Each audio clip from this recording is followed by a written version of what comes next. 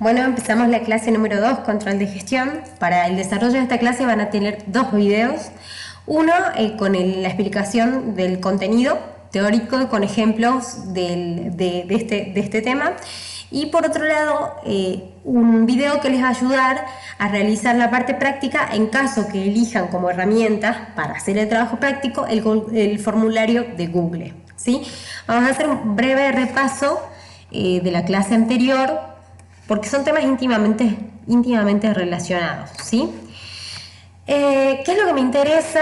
Y para quienes han podido hacer la autoevaluación, que ustedes estudien y se lo sepan y también sepan cómo responder en la evaluación es identificar cuáles son las fases de planificación, diagnóstico, elaboración e implementación. ¿Cuáles son las 4 estrategias posibles en un análisis FODA? FODA. ¿Cuáles son los componentes de la planificación y cuáles son sus conceptos? ¿Sí? ¿Cuál es la principal diferencia entre un plan estratégico y el plan operativo? El plazo, ¿sí? Un aspecto más que me interesa que lo tengan muy claro es cuáles son las preguntas que tienen que hacerse para redactar un muy buen objetivo, que tengan en claro que la estrategia es el cómo, que sepan diferenciar estrategias generales de estrategias específicas conceptualmente, ¿sí? Ahora sí empezamos con el desarrollo de la clase número 2. Vamos a ver mapa de actores, árbol de problema, árbol de objetivos, indicadores, cuestionarios y control de gestión, ¿sí? Control de gestión que en realidad sería es la síntesis de todo lo que vamos a ver. Y además es parte del proceso de planificación, porque si yo no controlo, ¿se acuerdan que en la primera clase yo les hablaba de la retroalimentación? Bueno, si no controlo no puedo retroalimentar y saber si estoy cumpliendo o no los objetivos propuestos, ¿sí? Bueno, el mapa de actores, acá lo que me interesa es que ustedes al momento de realizar una planificación en su área o en su equipo, con su equipo de trabajo, sepan que para determinado objetivo y determinada estrategia ya definida, cuáles son los actores que los van a ayudar y cuáles son los actores que no los van a ayudar y que van a tener que trabajar y gestionar para poder lograr ese objetivo, a pesar de estos actores que pueden tener una posición negativa frente a esta planificación o a este objetivo propuesto, ¿sí? Entonces ahí es importante que ustedes digan de qué organización es, qué actores en particular, cuál es el interés principal, ¿sí?, de este actor, cuáles son los posibles conflictos y la posición de este actor, si es positiva o negativa respecto del plan de trabajo o del objetivo que estoy proponiendo, ¿sí? Bueno, el árbol de problemas, al igual que el FODA y el análisis situacional, también es una herramienta de diagnóstico, ¿sí? Fíjense que se llama árbol porque justamente tiene la forma de un árbol. Estos serían las hojitas y estos serían el tronco o las raíces, ¿sí?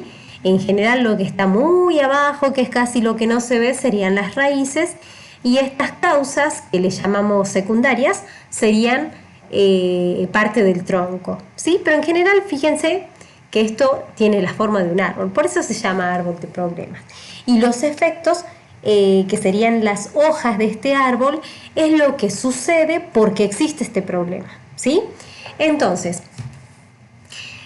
yo puedo decir que un problema es la alta accidentabilidad de los vehículos o un alto porcentaje de accidente vehicular, sería lo mismo, ¿sí?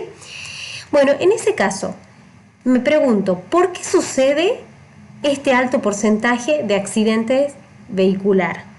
Y bueno, sucede por estas causas: imprudencia de los conductores, calles en mal estado, vehículos en mal estado. Ahora, ¿por qué hay vehículos en mal estado? Y bueno, porque algunos son obsoletos y porque además se les hace un mal mantenimiento a estos vehículos. Entonces, por eso fíjense que estas son causas secundarias y causas primarias. Si yo no tendría vehículos obsoletos o tuviera los vehículos en buen mantenimiento, los vehículos no estarían en mal estado. Y esto no provocaría, o mejor dicho, haría que no haya tantos accidentes de tránsito, ¿se entiende? Bueno, entonces, por eso fíjense cómo se lee de abajo hacia arriba, ¿sí?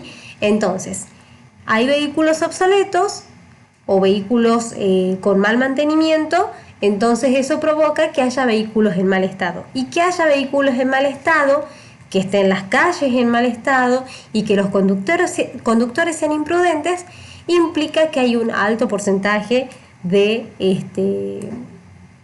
accidente vehicular. Bien, eso a su vez implica efectos. ¿Cuáles son esos efectos? Que las personas llegan tarde a su trabajo. ¿Por qué? Porque, bueno, cortan las calles. Si hay un accidente de tránsito, nos van a cortar las calles para resguardar el espacio donde sucedió. El hecho de que las personas lleguen tarde al trabajo implica que hay pérdidas económicas, ¿sí? A su vez, que haya un alto porcentaje de accidentes vehicular implica que va a haber una alta frecuencia de lesiones y muertes, ¿sí? Y que eso a su vez implica un alto costo de la obra social. Acá tienen que tener mucho cuidado con aquellos problemas que empiezan con falta de. ¿Por qué? Porque en general cuando empiezan con falta de o ausencia de, no estoy pensando en el problema, sino en la solución. Pasamos al árbol de objetivo. Acá,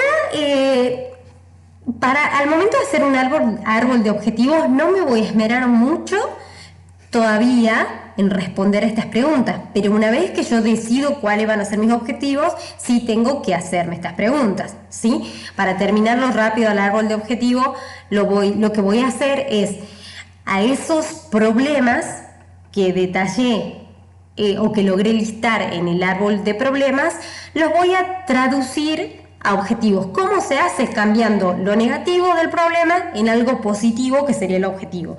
Cambio lo negativo por lo positivo. Entonces, si en el árbol de problemas tenía una alta tasa de accidentes vehiculares, acá lo que voy a decir es que voy a disminuir los accidentes vehiculares. Entonces fíjense cómo cambié algo negativo, que es el problema, por algo positivo, que es este objetivo, que todavía le falta redactarlo en detalle, pero en síntesis ese sería el objetivo, ¿sí? Entonces fíjense que entre el árbol siempre tengo que estar mirando el árbol de problemas para construir el árbol de objetivos. Convierto los aspectos negativos en aspectos positivos, ¿sí? Y eso es, en síntesis, el árbol de problemas y el árbol de objetivos. Indicadores de desempeño. Y este es el tema principal de desarrollo de esta clase. ¿Por qué yo aclaro de desempeño? Tiene que ver más que nada con la bibliografía elegida. Pero sepan que indicadores son indicadores. Lo que hacen los indicadores es indicar. Esa es su definición. Y los indicadores indican algo. Si me vuelvo acá a este ejemplo que les ponía, ¿cuál es el indicador? El indicador es la temperatura. La temperatura es la que me está diciendo algo. O que está bien, o que está mal, o que está por debajo. Pero en este caso, el indicador es la temperatura. El instrumento que utilizo para medir esa temperatura es el termómetro, ¿sí? Bueno, en síntesis, el indicador indica cosas. El indicador de desempeño es una herramienta que entrega información cuantitativa. ¿Por qué? Porque si un niño tiene fiebre, yo no puedo decir, bueno, tiene más o menos fiebre. O tiene mucha fiebre, o tiene poca fiebre. Para saber si tiene mucha fiebre, yo tengo que tener un número, cuánto, para saber que tiene mucha fiebre, ¿sí? Entonces, una herramienta que entregue información cuantitativa del cuánto respecto del desempeño, y cuando hablo de desempeño hablo de la gestión o hablo de los resultados en el ámbito público, en la entrega de productos generados por la organización, cubriendo aspectos cuantitativos o cualitativos, ¿sí? ¿Por qué se hace esta aclaración? La información tiene que ser cuantitativa. Si yo no digo cuánto, no me va a estar indicando nada. ¿Y por qué cubre aspectos cuantitativos y cualitativos? Porque la temperatura, no hay discusión, es 38 o es 39. Ahora, si yo estoy enojada, ¿cuánto estoy enojada? mucho, poco, y ese es un aspecto cualitativo, ¿sí? O sea, no hay un instrumento que mida el nivel de mi enojo, pero es un aspecto que quiero medir, ¿se entiende? Voy a poner dos ejemplos. Si yo quiero medir la cantidad de empleados públicos que llegan a las 8 en punto de la mañana, tengo un indicador, ¿sí? Y el indicador es la cantidad, el porcentaje de alumnos, el porcentaje de empleados públicos que llegan a las 8 en punto respecto del total de empleados, ¿sí? Y estoy cubriendo un aspecto cuantitativo porque lo puedo cuantificar. Ahora, ¿qué cantidad de empleados están contentos con las tareas que realizan? Y ahí, fíjense que es un aspecto cualitativo, porque hoy me puede gustar más o menos la tarea que hago, va a depender de la percepción que tengo en el momento que me hacen la pregunta. Y fíjense que ya dije una palabra, me hacen la pregunta, porque estoy suponiendo que voy a hacer una encuesta de satisfacción, y es un aspecto cualitativo. Bien, en realidad hay muchas bibliografías donde hacen diferentes distinciones de diferentes tipos de indicadores. Yo voy a usar estos porque me parecen que son, primero, los que más se usan, y segundo, lo vamos a utilizar en la clase que viene, y porque además es claro de entenderlo y mirarlo como un proceso, ¿sí? Y relacionados una cosa de otra. Hay muchas otras definiciones de objetivos, yo me quedo, o mejor dicho, tipos de indicadores, y yo me quedo con estos tipos, ¿sí? Indicadores que entregan información del desempeño desde el punto de vista de la actuación pública en la generación de servicios. Y lo divido en estas etapas: insumos, procesos, productos y resultados finales. Y este proceso se puede aplicar en la administración pública y en una empresa privada. Todos tenemos estas instancias. Incluso si hay personas haciendo este curso que trabajen, por ejemplo, en el área de mesa de entrada, también tienen insumos, que son los expedientes que ingresan, también tienen procesos, que es el registro del expediente en el sistema, también tienen productos, que es el expediente que sale en el día, ¿sí? Así lo pueden definir como producto, y el resultado final. Expedientes sin errores que salen en el día, ¿sí? Entonces fíjense que sea donde sea el área en el que estén y el puesto que estén desarrollando, tienen estas instancias en la generación del producto que ustedes están generando desde su puesto de trabajo. Y todas esas instancias las pueden evaluar en función a las siguientes dimensiones: eficiencia, eficacia, calidad y economía. Ahora vamos a ver qué significa cada una de estas dimensiones. Lo paso directamente. Eficacia y eficiencia. Acá yo voy a hacer una distinción, esto ustedes lo pueden leer en el material. La diferencia entre la eficacia y la eficiencia. En la eficacia yo me preocupo y ocupo de lograr lo que me propuse. En la eficiencia no solamente me ocupo de lograr lo que me propuse, sino que además lo quiero hacer con el menor costo posible, ¿sí? Voy a seguir con el expediente, con la generación de expedientes. Yo quiero sacar los expedientes que ingresen en el día, que se deriven, dar respuesta en el día. Ese es mi objetivo. Quiero dar respuesta de los expedientes que ingresan en el día. Y si mido la eficiencia, lo que voy a ver es estar logrando eso. ¿He logrado responder a los expedientes en el día que me lo propuse? Bueno, voy a tener un indicador para eso. Ahora, si cumplir con esa meta implica que yo dedique 5 horas de trabajo y ponga a 10 personas de 12 personas que tengo a realizar esa tarea, me tengo que preguntar si estoy siendo eficiente. ¿Sí? ¿Estamos realizando bien la tarea? ¿Está bien que estemos ocupando 10 personas y las 5 horas de trabajo para cumplir con ese objetivo? Entonces fíjense que la eficacia me ocupo de hacer lo que me propuse hacer.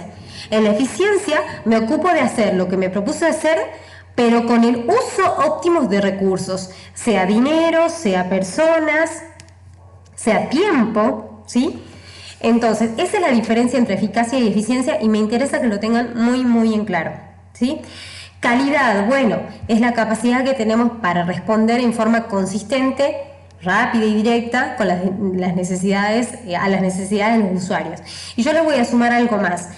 Estos parámetros de calidad se definen, ¿sí? Posiblemente una atención rápida sea un parámetro para una empresa o para una organización, pero la atención rápida no lo sea para otras organizaciones. Entonces, supongamos que yo voy al médico y el médico me atiende súper rápido, tanto que entro y salgo. Y digo, la verdad que el médico me atendió súper rápido, no me tomó la temperatura, no midió mi altura, no me tomó el peso. Y la verdad es que para mí eso no es calidad. Para mí es calidad que se siente, que me pregunte de todo, para finalmente no recetarme nada, pero para mí calidad es otra cosa. Entonces fíjense cómo calidad va a estar definida por lo que el ciudadano, en este caso, espera o creemos que espera y lo vamos a ir ajustando. Siempre es bueno saber qué es lo que esperan de mí, ¿sí? Y bueno, economía, mide la capacidad de la institución de movilizar adecuadamente sus recursos financieros para lograr el cumplimiento de los objetivos.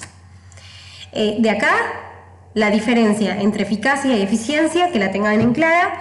Y respecto de la calidad, que lo que es calidad para mí no necesariamente es calidad para ustedes, ¿está? Bueno, acá tienen algunos ejemplos de indicadores de eficacia, eficiencia, calidad y economía.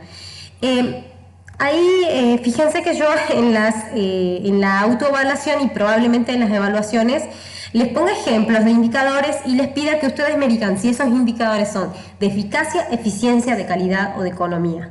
Y la verdad es que a mí me interesa, como les decía en la diapo anterior, que ustedes distingan bien cuáles son indicadores de eficiencia y cuáles son indicadores de eficacia o de eficiencia. Por ejemplo, número de horas invertidas en la confección de un expediente modelo. ¿Sí? Acá fíjense que estoy viendo que de confeccionar un expediente modelo, pero en cuántas horas estoy midiendo eficiencia, porque me importa el tiempo que se esté invirtiendo. Ahora, porcentaje de expedientes resueltos respecto de los recibidos, estoy midiendo eficacia, porque no me estoy preguntando ni cuánto costo me lleva, ni cuánto tiempo me lleva, ni cuántas personas estoy dedicando a hacer ese trabajo.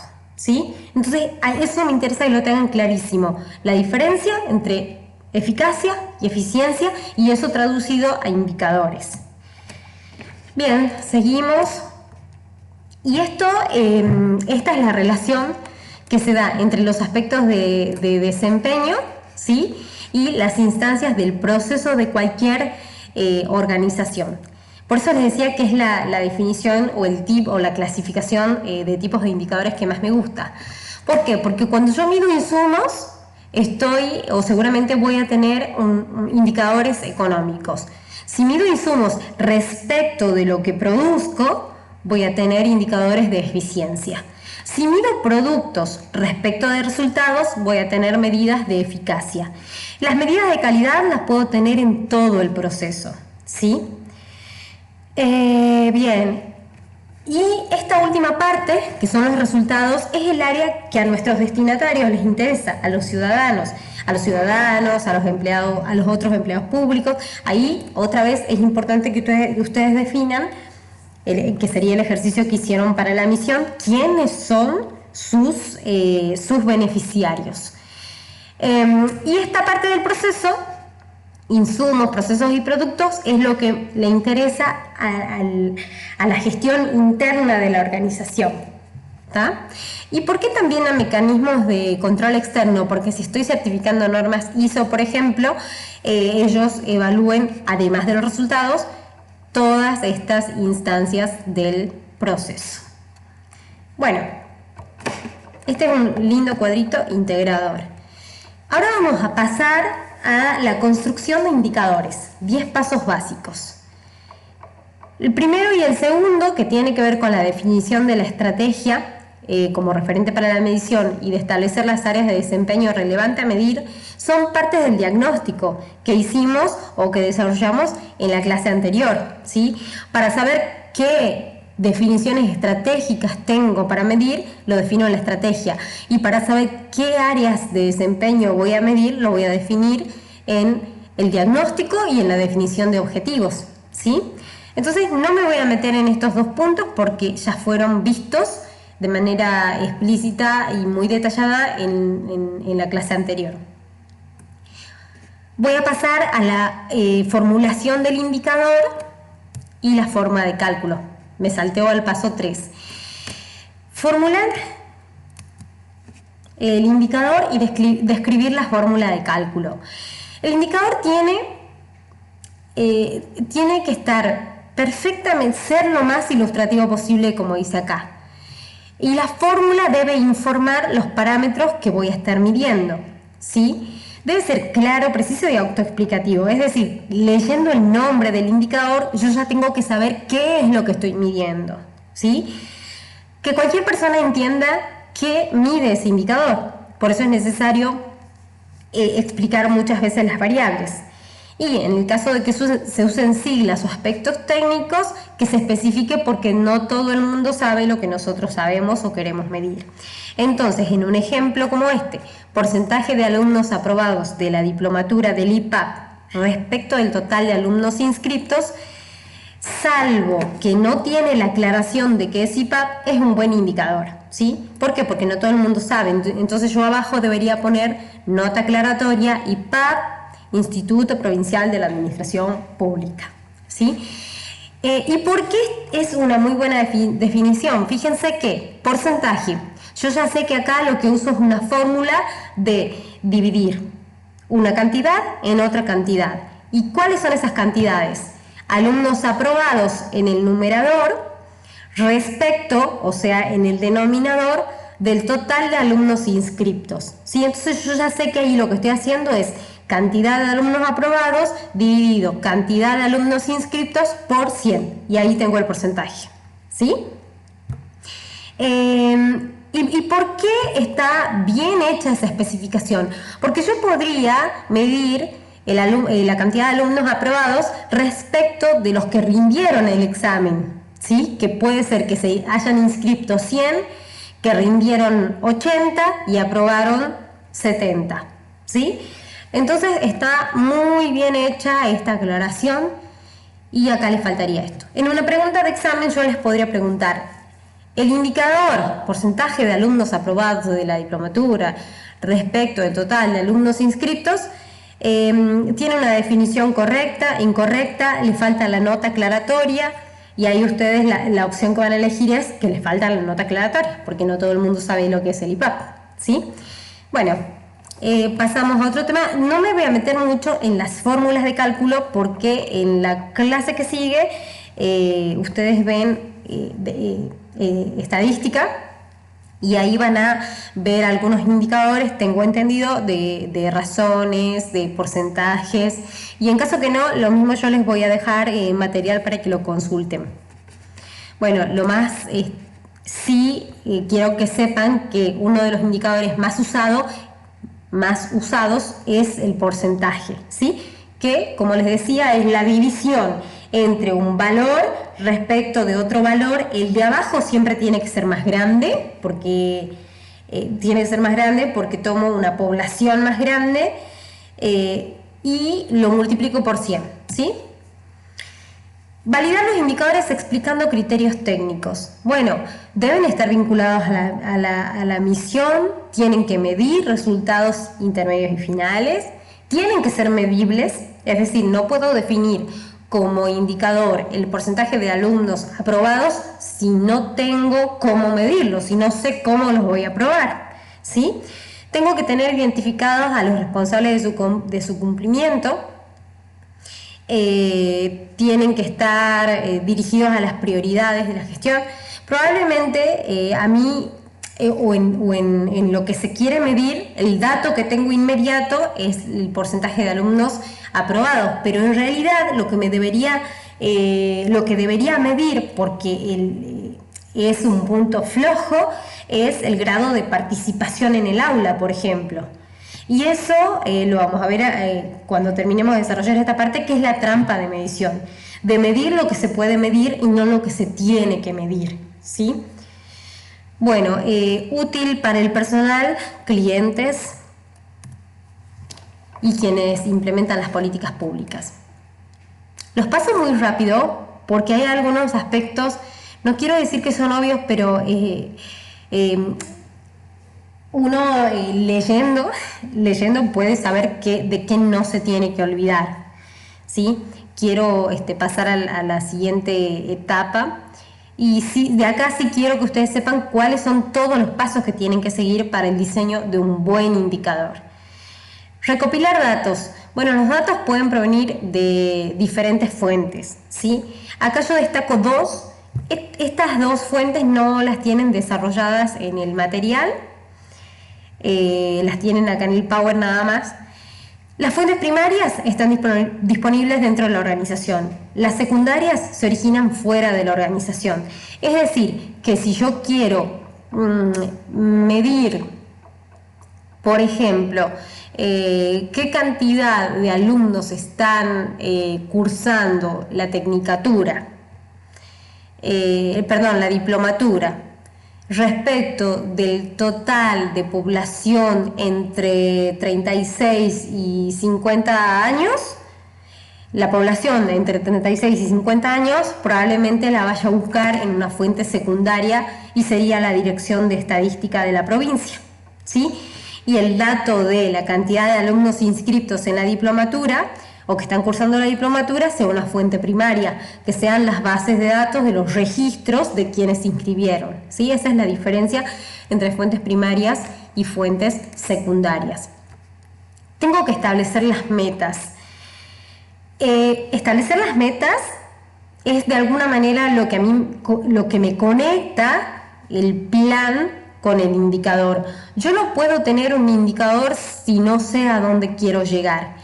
Y si sé a dónde quiero llegar es porque previamente hice una planificación, ¿sí? Entonces, si yo digo que lo que voy a hacer es medir la cantidad de alumnos aprobados, tengo que saber cuántos alumnos yo creo que está bien que aprueben, ¿sí?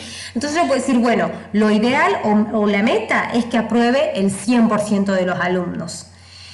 Pero como es una nueva modalidad de enseñanza y estudio virtual, lo que me voy a poner como meta es que aprueben el 90%. ¿Sí? Esto es un ejemplo nada más. Mi meta es que apruebe el 100%, pero a los fines del ejemplo sirve.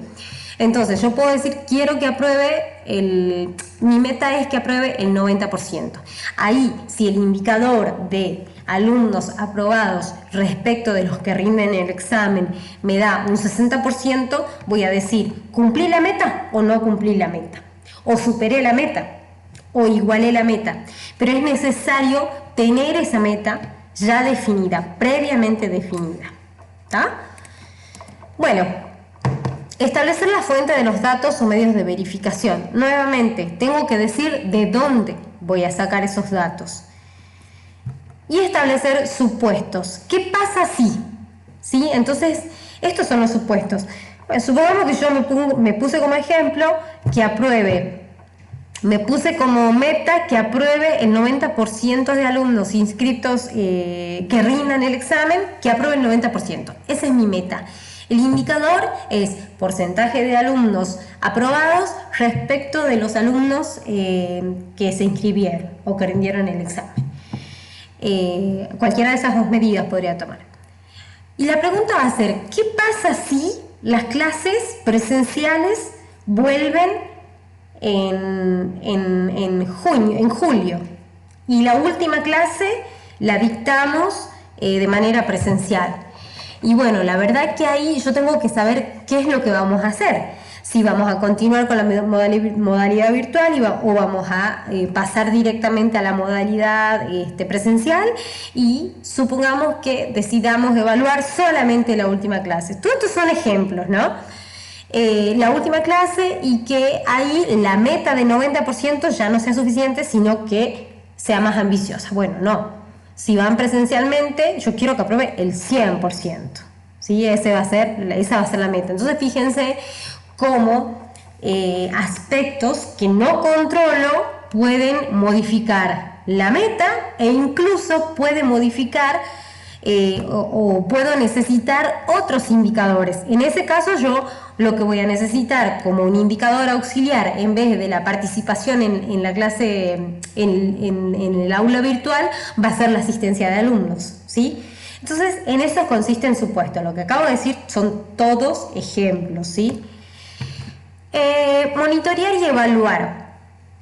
Esto lo vamos a desarrollar más profundamente en la siguiente clase, pero acá lo único lo que yo quiero es que tengan en claro es que muchas veces se habla de monitoreo y evaluación y no se conoce cuál es la diferencia entre ambas cosas. Monitoreo, como lo ven ahí gráficamente, consiste en mirar, monitorear, miro, solamente miro, no analizo nada, miro. En la evaluación, ahí sí, bueno, eso que estoy mirando, ¿cómo está? ¿Cómo está respecto del año pasado? ¿Cómo está respecto del valor anterior? ¿Cómo está respecto a la meta que me propongo a futuro? ¿Estamos bien o estamos mal? Entonces, fíjense que en el monitoreo es una actitud solamente de recabar datos y de tener la información al día. Monitoreo. En la evaluación me siento a ver esos valores y veo respecto de lo que me propuse, respecto de lo que espero y cómo estoy, si estoy bien o estoy mal. ¿Está? Bien. Y paso número 10, elaborar informes. Si tengo todo un sistema de medición, si tengo un montón de indicadores, acá les voy a corregir esto, si tengo un montón de indicadores diseñados y no los informo, no tiene sentido, porque alguien tiene que poder estar mirando, monitoreando esos indicadores para que alguien más pueda hacer la evaluación y pueda corregir en el caso de que haya algo que esté mal o que no esté funcionando bien. ¿De acuerdo? Bueno, y acá lo que les decía en una de las diapos, la trampa de medición. Cuando ustedes vayan a diseñar un sistema de indicadores, tienen que tener mucho cuidado de no medir solamente lo que pueden medir, ¿sí? Como ejercicio muchas veces se empieza eso, midiendo lo que se puede, pero en un sistema de indicadores que pretendo usarlo para ver si estoy cumpliendo los objetivos propuestos, tengo que medir lo que debo medir, lo que me interesa medir y no solamente lo que puedo medir. ¿De acuerdo? Bueno, cuestionarios.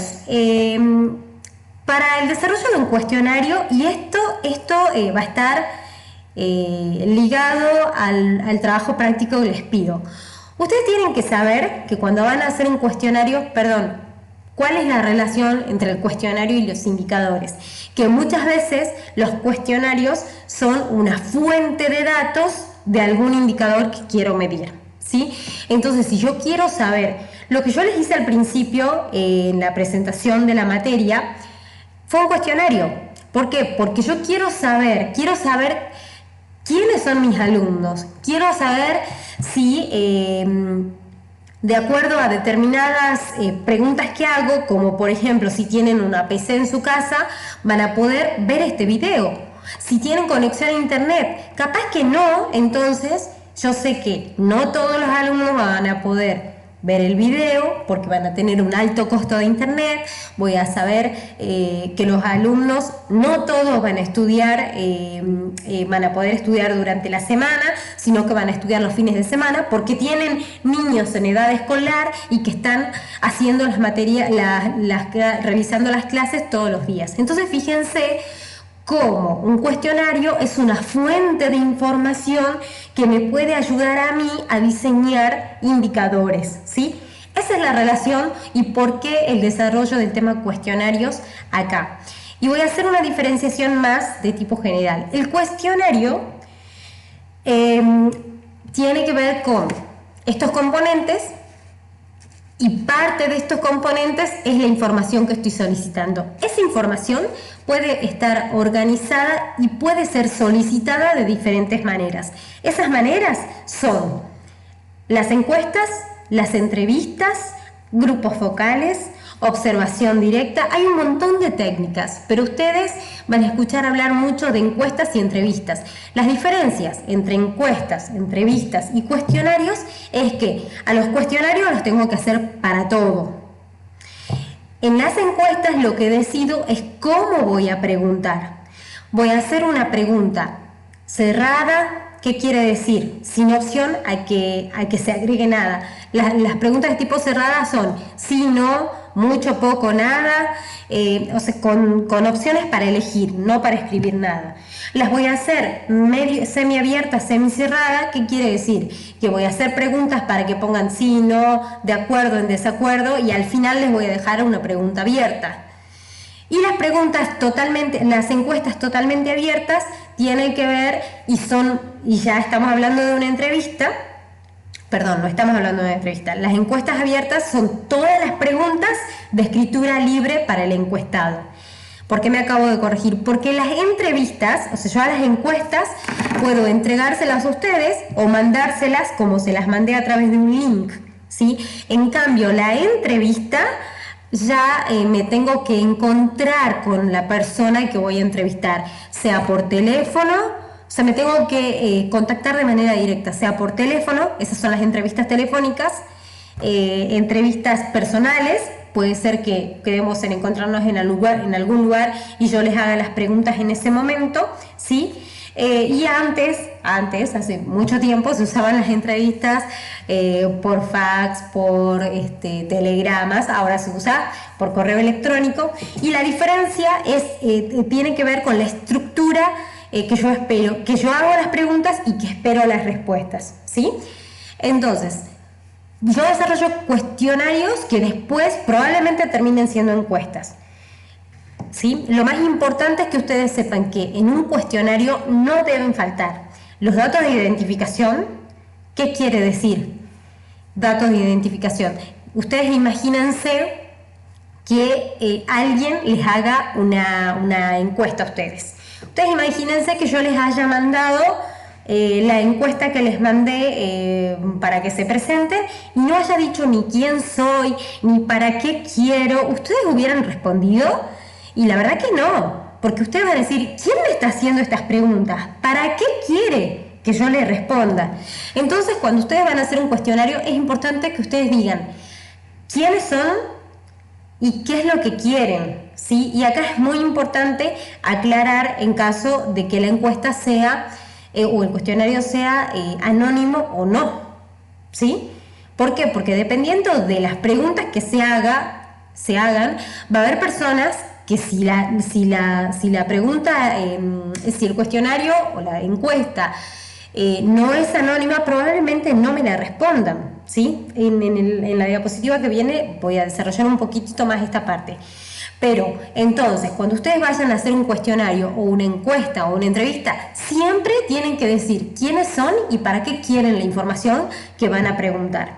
Por otro lado, solicitud de cooperación. Entonces yo les digo, bueno, soy la profesora del módulo 2 de la diplomatura, les voy a hacer esta encuesta para conocerlos. Y me mando con las preguntas. Ahora, qué diferente es que yo les diga, soy la profesora del módulo 2 de planificación, les pido que por favor respondan estos datos para conocerlos un poco más. Y ahí abajo les pido por favor que completen el formulario. Es diferente a arrancar con las preguntas de cero, ¿sí? Entonces me presento, digo para qué y les pido por favor completen la encuesta. Instrucciones. Bueno, en las instrucciones no tiene que faltar qué es lo que yo espero que ustedes hagan. Si espero que pongan una cruz, si espero que hagan un tilde, si espero que elijan entre 1 y 5, indicándoles qué es 1 y qué es 5, ¿sí? Por ahí en formularios como el formulario de Google, que lo vamos a ver un poquito más adelante, esas instrucciones están de alguna manera ya dadas por el tipo de pregunta que se hace. Uno sabe que si ves circulitos tiene que presionar en ese circulito, pero no siempre la gente va a entender qué es lo que tiene que hacer, ¿sí? Así que las instrucciones son necesarias, y si no uso esa herramienta y lo hago a través de un documento de Word, sí es muy importante poner las instrucciones. Indique con una cruz tal cosa. Seleccione 2 de las 3 opciones propuestas, ¿sí? Bueno, información solicitada, y la información solicitada es el corazón del cuestionario, porque acá yo voy a elegir las preguntas a hacer. Puedo preguntar 1.000.000 de cosas, pero yo sé que la gente no tiene el tiempo para contestarme 1.000.000 de cosas. Además, ese 1.000.000 de cosas tiene que estar dentro de los objetivos que me propongo cuando empiezo a hacer el formulario. Entonces, tengo que tener en cuenta para qué estoy haciendo el formulario, el tiempo que la gente tiene para responderme y para qué voy a utilizar esa información, ¿sí? Entonces se recomiendan en encuestas no pasarse de las 10 preguntas, ¿sí? Y si son 10 preguntas, que la mayoría sean de tipo sí, no, elijo una opción, no mucho, porque la gente no contesta preguntas largas. Y datos de clasificación. Los datos de clasificación de alguna manera están en la primera parte del cuestionario. ¿Cuáles son los datos de clasificación? Yo les pregunto a ustedes, ¿de qué ministerio son? A ver, la encuesta es anónima, entonces yo sé que de entrada no voy a tener apellido y nombre de ustedes para saber de ustedes. Entonces, si yo les pregunto, bueno, decime tu apellido y nombre, Susana Casasola. Entonces le puedo preguntar a las chicas del IPAP, díganme a qué organismo pertenece Susana Casasola. Y voy a tener datos de clasificación de ustedes, voy a saber que tienen 38 años, voy a saber que trabajan en el Ministerio de Desarrollo Social, voy a saber que es el primer año que quieren hacer la diplomatura, que no han intentado inscribirse otros años. O sea, puedo tener mucha información si yo les pregunto nombre y apellido. Entonces, un dato de clasificación es el nombre y el apellido, si yo con esos datos puedo tener más información de ustedes. Cuando la encuesta es anónima, no voy a tener nombre y apellido. Entonces, en ese caso, puedo preguntar otros datos que me ayuden a ordenar la información y poder sacar mejores conclusiones. Entonces yo les voy a preguntar, no me digan nombre y apellido, pero díganme de qué repartición son. Entonces, si yo encuentro que la mayoría de quienes respondieron que pertenecen al Ministerio de Gobierno y Justicia, por ejemplo, tienen como objetivo realizar formularios de Google, quiere decir que en esa repartición hay una fuerte demanda de ese tipo de formularios. Si la mayoría me responde que la mayoría de las personas de desarrollo social me responde que no tiene disponibilidad, voy a poner otro ejemplo, la mayoría de las personas de salud están trabajando de manera normal y hasta con más demanda de trabajo que en otras ocasiones por la situación que estamos viviendo en el contexto de coronavirus, y veo que al final sus calificaciones son de 7 para abajo, de alguna manera, fíjense cómo voy, y ya estoy empezando a cruzar datos, cómo sé que por una pregunta que les hice en la encuesta, de acuerdo a la modalidad del trabajo, la mayoría de estas personas tienen un comportamiento en la nota. Y fíjense cómo ese dato de clasificación, de saber si pertenece a determinado organismo, me dio una información adicional de lo que estoy preguntando y de lo que puedo evaluar de manera posterior, ¿sí? Entonces, los datos de clasificación siempre tienen que estar. Cuando ustedes hagan una entrevista o una encuesta, un cuestionario, siempre tiene que haber datos de clasificación, aunque la encuesta o cuestionario sea anónimo, ¿sí? Datos como, por ejemplo, dígame su edad, dígame a dónde pertenece, sea un ministerio, sea fuera del ámbito de la administración pública. Supónganse que ustedes quieren preguntar qué opinan del medio ambiente. Bueno, les van a preguntar la edad, porque la edad puede tener mucho que ver, la conciencia sobre el medio ambiente con la edad. El barrio donde vive también les puede brindar información. Entonces, datos de clasificación siempre tienen que estar. Bueno, decisiones previas. Antes de decidir qué preguntas hacer, yo tengo que, y esto tiene que ver con lo que les decía acá, la información que voy a solicitar, los datos de identificación. Yo tengo que saber si la persona que voy a encuestar tiene habilidad para responder con exactitud. Si el encuestado está desinformado o es olvidadizo, yo lo voy a tener que recordar para que me conteste bien. ¿Sí? ¿Por qué? Porque yo ahí corro riesgo de tener mala información si no me doy cuenta de que el encuestado puede estar desinformado o que sea olvidadizo. Entonces, si yo quiero hacer una pregunta, por ejemplo, quiero hacer una pregunta del año del Bicentenario, de las actividades realizadas en el Bicentenario, y quiero preguntar si les gustaron esos globos que ponían en las plazas y en el parque, no me acuerdo cómo se llaman. Entonces, supongamos yo arranque y pregunte, ¿les gustaron los globos que estaban puestos en la plaza? Y la gente va a decir, sí, y no sabe de qué le estoy hablando, pero yo estoy suponiendo que él se acuerda. Entonces, esa es una mala pregunta. Yo lo que tengo que decir antes de hacer esa pregunta es, en el año 2016, en la provincia de Tucumán, se realizaron actividades para el Bicentenario. ¿A usted le gustaron los globos que se colocaban en las plazas o en el Parque 9 de Julio? Y ahí, con toda esa información que yo ya le di, decir, sí, me acuerdo. Sí, me gustaron, o no me gustaron. Entonces, fíjense que yo no me tengo que descuidar y tengo que tener presente si la pregunta que le estoy haciendo al encuestado requiere que yo le recuerde algo o lo informe de algo, ¿sí? Siempre y cuando no esté sesgando su pregunta, ¿sí? ¿Cómo sesgaría su pregunta? Usted sabe que el uso excesivo, usted sabe que el uso excesivo de internet en la casa implica que se caiga la red. ¿Está de acuerdo con establecer horarios? Y bueno, yo más o menos ya con la introducción que le di, estoy haciendo que me responda de una manera. Entonces, fíjense que el hecho de recordarle algo o informarle algo para que me responda, no quiere decir que voy a sesgar su pregunta, ¿sí? Y luego, algo que tengo que tener en cuenta es la disposición para responder con exactitud. Supongamos que yo les pregunto a ustedes, alumnos de la diplomatura, ¿cuánto cobran? Y ustedes van a decir, si no me presenté, esta señorita que nos entrevista, ¿es de la FIP? Y si es de la FIP, yo le voy a contestar que cobro menos del monto mínimo, porque si no, el mes que viene me cobran ganancias, por ejemplo.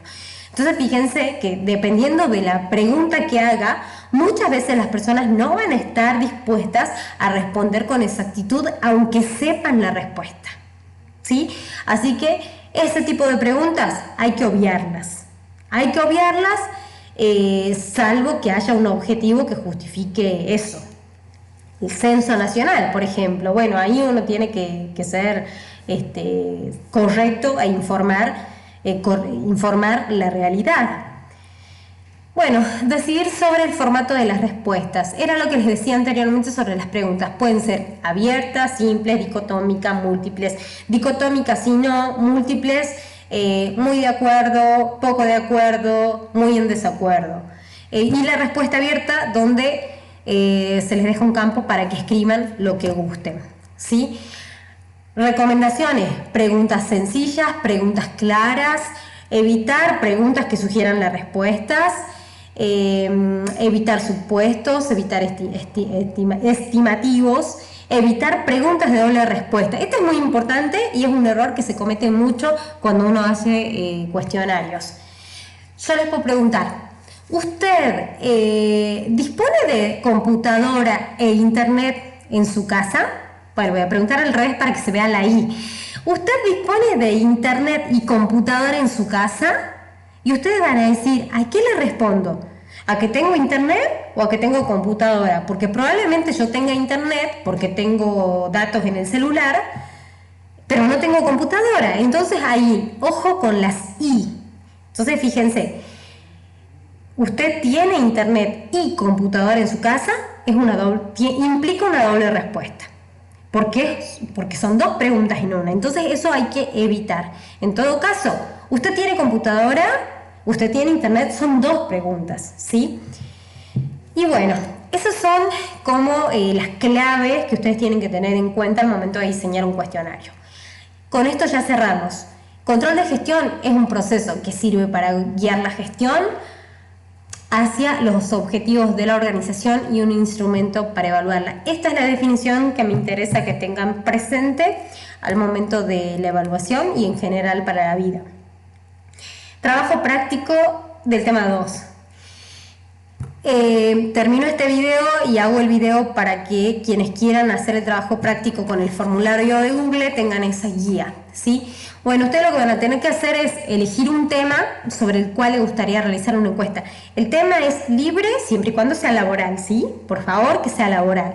Entonces, ustedes quieren saber, por ejemplo, sobre cómo está enfrentando, cómo están viviendo sus compañeros de trabajo en la situación de pandemia. Ese es un tema que pueden desarrollar.